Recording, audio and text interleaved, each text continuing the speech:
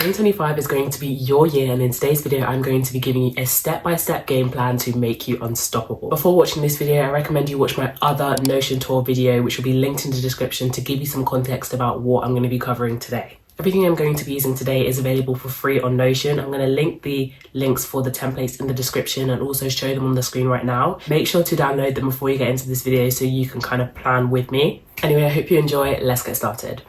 To download a Notion template is pretty simple. All you need to do is click the Get Template, and if you have a Notion account already, it will take you straight to a Notion page. Then you would click Add to Private Notion, and there you have it. So when you first open my Notion page, the first thing that you see is Basecamp, and then right below that you see 2025 Reset. And this 2025 Reset is basically just the 2025 Reset Notion page that I downloaded embedded into my main Notion. Now, if you want to embed something into your main Notion page, you would go to a main Notion page, and then you would drag in the page that you want to embed from the sidebar. So as you can see here, I just moved this 2025 Reset into the main planner. And from here, if I were to click on that, it would take me straight to 2025 Reset, but it's still part of my main planner. So once you've downloaded the planner, it's really up to you to customize. As you can see from my version, I've changed up a little bit. I've changed the background, and I've also removed some things that I didn't really think I needed. So the first thing I'm going to look at this wonderful template is 2024 at a glance. If you just click on that, it will take you into a page where you can just reflect on your year. I removed a lot of the things from the template that I didn't really feel like I needed. And to delete something, it's really simple. You just click the backspace as you usually would. So going back to the original template, the template that I haven't edited, the one thing that I think you guys shouldn't delete is the reflecting section, which is journaling prompts. If you click on journaling prompts, it gives you a bunch of prompts that will help you just reflect on 2024 and really understand yourself this year. To answer the question, all you need to do is click that little tab sort of thing, and then it will open the toggle and you can write your answer in there. Once you filled this out, you have a clear foundation of who you were in 2024. So now we're just going to head back to my version of the 2025 Reset page. This is pretty identical to the template version. All there is I've just switched out the words and the backgrounds. But the thing we're going to take a look at now is the checklist. So this checklist is just how are you going to physically reset, which means stuff like decluttering your bedroom, and then computer decluttering, and the reflecting and review part, and then the planning, which is all on the Notion page. When you're done with your physical reset, you can just be checking off everything on these lists, and it's really simple. Right below that, we have 2025 plotting, which is journal prompts that you want to get clear on before you get into the new year. Unlike the last journal prompts that we did, these journal prompts are going to help us see the person that we want to become in 2025 instead of reflecting on the person that we were in 2024. And it's the same thing again with just opening and closing the toggles. After you filled that out, you want to go and fill out your 2025 theme. My 2025 theme is self-love, and then I just wrote a short description of what that means to me. So that is doing the things I want to do, striving for excellence, and building a foundation for my future. So that's really what I think of when I think of self-love. So those three main things are the things I'm going to try and do this year that will help me achieve that theme of self-love. And then right below that, we have the big three. If you look at the original template, it has your one big thing. But for me, I always like to follow the rule of three. So there are three big things I want to achieve this year. Then below that, we have our 2025 quote. This quote, I really just got this picture off of Pinterest, and it's a quote that I want to remember throughout this year. So this should be something very personal to you and something very specific that almost hones in on your goals and concludes that in a quote. For me, it says, you could have been excellent, but you chose to be mediocre, which if we go back to my theme of the year, which is self-love, we can see that the main thing I want to do is strive for excellence. And this quote really displays that. If you move slightly upward, you can see the 2025 vision board. I have not filled this out yet. You can make a physical vision board if you prefer to and just delete this, or you could have your digital vision board. And then right below that, we also have a letter to my future self. This one, I think everybody should do it because it will be very interesting to see how you have progressed over the year and if you've reached what you wanted to reach. In terms of writing this letter, I think it's really important that you ask your future self questions about where you are with your goals. And at the end of 2025, you can review it and even write a letter back to yourself. Okay, so moving further down on my personal template is where it gets really different to the original template. So I have changed up the layout of this a little bit, and I'm going to show you guys how to do that. Going to the original template, we can see that it's pretty similar, but the only thing that I removed is the winning habits section. All you need to do that is just select everything and delete it, and then it's gone. I also deleted the third category of goals. So in making goals, I think as a student, it's a lot easier to just split it into two categories, which is lifestyle and academic. And lifestyle is personal things I want to do, and then academic is school or learning related. If you're unsure on how to set your goals, just click the little toggle for instructions and it will tell you how to set effective goals. The method that you should always refer to when making goals is the SMART method. So these goals have to be specific, measurable, achievable, relevant, and time bound. A lot of the time when we're setting goals, we can make them really vague. So maybe one of them is you want to read more. How are you going to measure that you're reading more? The most effective way to actually measure that goal is to give yourself a goal where you want to read a set amount of books. So maybe instead of I want to read more, you could say I want to read 20 books. And then if you have a goal that you want to achieve but you don't feel like it's very measurable, you could write it in the wish list, which is just slightly further up. But in the wish list, I also write things that are things that I want to do or get, but they're not priorities. So for instance, buy a digital camera. That's something I've always wanted to do. I think it's really cool. It's not a priority, but it's something that I would like to happen. And then if you click on a specific goal that you've made, there's space for you to just write actionable steps on how you can achieve that goal. For me, there's nothing I really want to write because all my actionable steps for achieving my goals are part of my daily habits. You can also fill out the timeline and then the category for what it is you're doing. Okay, so earlier, as you guys saw, I deleted the winning habits section, but I did create my own winning habits section because I thought it required a little bit more space. I'm going to show you guys how to make a heading like this and how to add the different toggles. So I'm going to go to the original template to show you this. In this case, we're going to be making a section for winning habits. So where it says write something, we can just write winning habits. Then if you drag your cursor to the beginning of the text, there should be 6 little dots and a plus sign. You're going to click on the 6 little dots, and then you're going to look at the menu bar and click on turn into. When you click on turn into, you're going to be presented with many options of what you could change your text into. In this case, we're going to click on heading 2.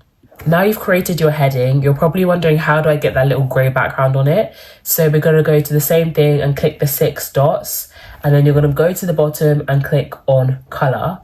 And then when you choose your colour, you can really just choose anything. The background that we're going to use is grey, so it matches everything else. So going back to my personal template, we can see that for my winning habits, I have 4 different sections, which are Q1, Q2, Q3, and Q4. If you didn't figure it out already, these different quarters are the different quarters of the year. This year, I wanted to try something new with my habits and actually change the habits that I do depending on what time of the year it is. The reason I think this is really effective is because, especially as a student, there are different times when we need to prioritize more important things. So for example, at the beginning of the year, school is going to be a lot more laid back.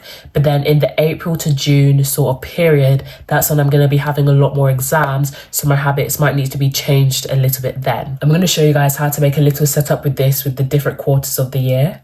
So we're going to go back to the original template and we're going to write in Q1 or whatever you want to write, and to make it bold, the usual Command B.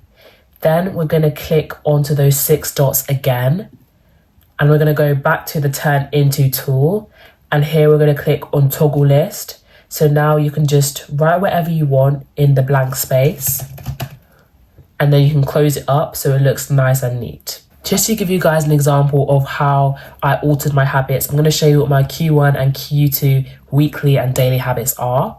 So if we open Q1, we can see that I have my daily habits and then I have my weekly habits.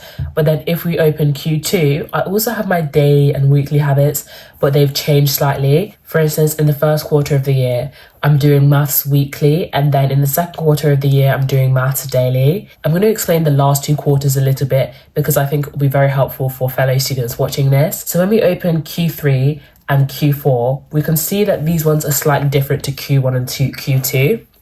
So in Q3, we have specific habits for July, and then we have specific habits for August and September. And the reason for this is because the third quarter of the year includes final exams, but it also includes summer. So since I'm British, we obviously have school until the end of July, and then we have summer for August and September. So as you can see, the July habits are pretty stripped down, and the reason for this is because I know I'm going to have my exams in July and I want to leave a lot of time to just have time to practice for those specific exams instead of just piling on loads of daily habits that would actually get in the way of me being able to prepare for my tests effectively. And then for the August and September habits, I've written summer only, so these will be my summer habits. And in the summer section, I also have weekly habits that I want to do twice a week, and the twice a week things I want to do are post a video and netball strength train. We're now going to head over to the main Notion page, which you can use my video linked in the description to help you set that up. So when we open my main Notion page, we can see that I have it titled Basecamp, and then we have my 2025 reset tab, which we just went through in detail. And then right below that, we have a Bible verse. This is kind of just like a motivational quote. So if you want to switch that out of a motivational quote, definitely do that. And then right below that verse, we have winning habits. All I did here was I just copied and pasted my winning habits section from my 2025 reset into my main Notion page. Right below my winning habits, we have my weekly goals / non-habits. So these are things that I want to do weekly, but I wouldn't cast them as habits because they're not things that are necessarily helping me work towards my yearly goals. They're more just like basic admin things that I need to do. So I did the same thing for monthly tasks and then the same thing for things that I want to do every other week. Then we have my to-do list, and this to-do list is actually what I call my master to-do. And a master to-do list is really just everything that you want to do laid out in one big list, and then you can easily split it upon your different days of the week. I'm just going to show you guys how to make a table. So it's really simple. All you need to do is just find a blank space to write something, and you're going to click the / on your keyboard, and then you would type in table. To add to the table, you'll just click the add on the side, and then you can also click the add on the bottom. And to make the sections of the table bigger, you can just drag them to the side or drag them in, whatever you want to do. If you're a beginner using Notion, the / tool is very, very helpful because all it does is it brings you up with all the options of basic blocks that you can add to your Notion page. Moving further down, we have my daily to-do list. So as you can see, on every day of the week, I have a little toggle that says always to do. So if we just click on this, it opens up my daily non-negotiables and habits that I always have to do. But the catch here is that these habits are going to change depending on the quarter of the year. So these are all my daily habits for the first quarter of the year, but then obviously it changes in the second quarter. So that's when I would adjust that, and this would all be part of like my monthly reset. Right next to my to-do list, I have my different classes, which I'm pretty sure was already built into this template. So if I just click on any one of these classes, it takes me to a page where I can just write everything I need to remember for that specific lesson.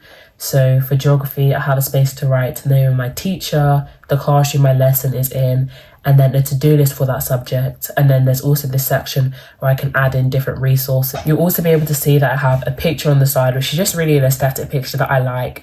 And then next to that, we also have this little video of cherry blossoms. And this video is supposed to be something that I can just play in the background while learning geography. And then right below the cherry blossoms video, I have a motivational quote which says, "Those hours of practice and failure are a necessary part of the learning process." So yeah, I really just did that for all the main subjects that I need to revise for. Then below my classes section, I have my weekly habits, which will also change throughout the year, but I just wrote them here because I won't really need to be checking them off as I only do them once a week. If we scroll further down in my Notion page, we have another section of to-do lists. So here I have my master to do and my master to buy. Earlier I showed you guys my master to do list, but this master to do list is slightly different. So the reason this one is different is because it's things that I want to do, but it's more like long-term things that I want to do, or things that I want to do, but there's no specific deadline for me to do them. And then my master to buy are basically just all the things that I need to remember to buy. And of course, we just have a little calendar, pretty self-explanatory. And finally, when we move further down, we have goals and inspiration. Thank you guys so much for watching this video. I really hope it's helped you create the ultimate game plan for 2025. But before we finish up, there are two things that I just want to say, and I want you guys to remember this in the upcoming year. The first thing is that as long as you're making the conscious effort to work towards your goals, that's more than enough. And also remember that nothing is ever permanent. say you're not seeing much improvement in your sports at a certain time, that's not a permanent state that you're going to be in. As long as you persevere and keep on practicing and trying, I know that you'll get out of that place. Like, we know that you're not going to stay in whatever sort of static place you feel like you're in. Thank you again for watching this video, and I will see you in the next one.